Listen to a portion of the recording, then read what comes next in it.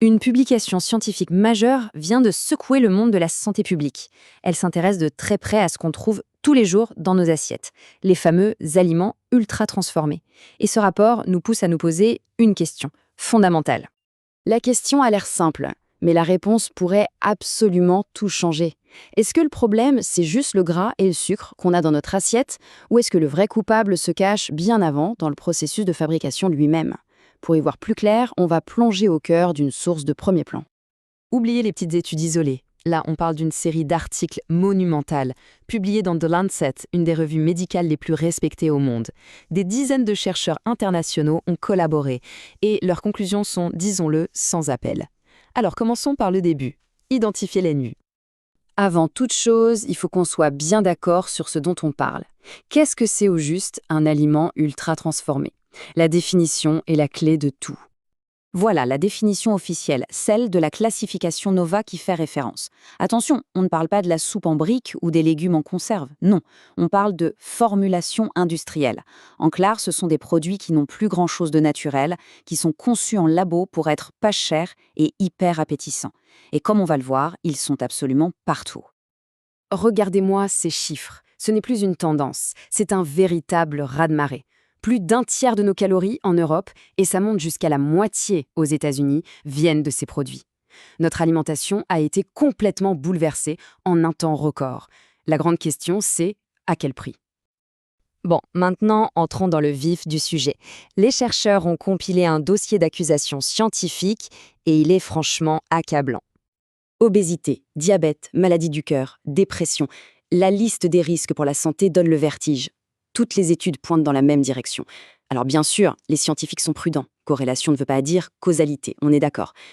Mais honnêtement, quand il y a autant de fumée, c'est difficile de croire qu'il n'y a pas un incendie quelque part. Et c'est là que l'analyse bascule. Si on pensait que le problème se résumait au sucre, au gras et au sel, on ne voyait en fait que la pointe de l'iceberg. Le vrai danger est ailleurs, il est caché. D'un côté, il y a ce qu'on peut voir, comme le Nutri-Score qui nous dit attention, trop de sucre, trop de gras. Ok. Mais de l'autre, il y a tout ce qui est invisible. Les additifs chimiques, les sous-produits toxiques créés par les cuissons à très haute température, les contaminants des emballages plastiques. C'est un véritable cocktail chimique qui, lui, n'apparaît sur aucune étiquette. La conclusion est claire, le problème, ce n'est pas juste la recette, c'est la transformation elle-même.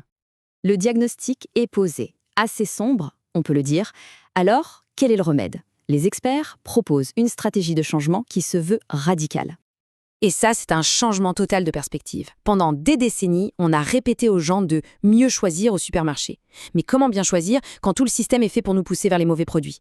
Les auteurs sont formels. Il faut arrêter de culpabiliser le consommateur et s'attaquer à la source du problème, c'est-à-dire l'industrie. Et les solutions sont à la hauteur de l'enjeu. D'abord, on frappe au portefeuille.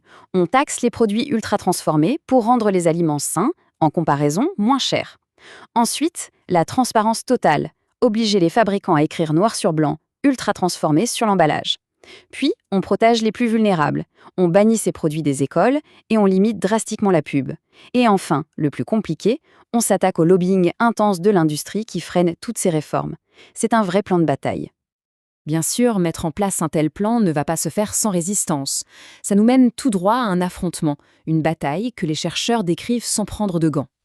Le conflit est total et il est presque impossible à réconcilier. D'un côté, on a l'objectif de santé publique, c'est-à-dire le bien-être des populations. De l'autre, l'objectif de l'industrie, maximiser les profits. L'un veut promouvoir des aliments sains et complets, l'autre vend des produits faciles à produire et très très rentables. C'est un choc frontal entre deux logiques qui sont incompatibles.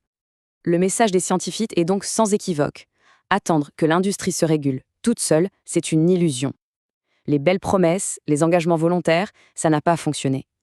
L'heure n'est plus à la négociation, mais à la réglementation. Il faut des lois contraignantes et à l'échelle mondiale. Et pour qu'on saisisse bien l'ampleur du défi, les auteurs font une comparaison choc. Ce combat, disent-ils, sera aussi difficile que celui qui a été mené contre l'industrie du tabac. On parle donc d'une guerre qui pourrait durer des décennies contre des intérêts économiques et politiques colossaux. Et le problème, c'est qu'on n'a plus le temps d'attendre. Avec l'explosion des cas de diabète, de maladies cardiaques partout dans le monde, cette bataille est devenue une urgence absolue de santé publique.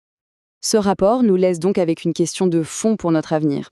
Face à la logique implacable du profit, est-ce que la santé a encore une chance de l'emporter? La réponse viendra des gouvernements, c'est sûr, mais elle dépendra aussi d'une prise de conscience collective. La vraie question est peut-être: quelle alimentation veut-on vraiment pour demain?